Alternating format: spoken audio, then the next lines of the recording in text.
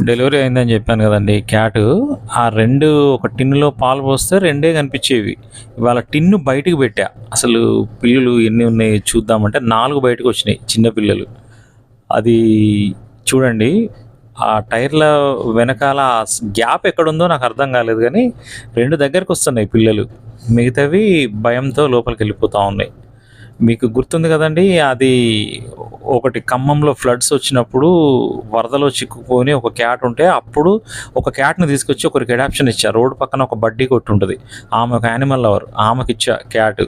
ఇంకోటి మొన్న railway track పక్కన 2 దొరికితే 2 తీసుకొచ్చి ఇచ్చా. 3 ఉంటే ఒకటి అడాప్షన్‌కి పోగా మేలు, ఫీమేల్ ఒకటి ఉండిపోయింది. ఆ 2 క్యాట్స్.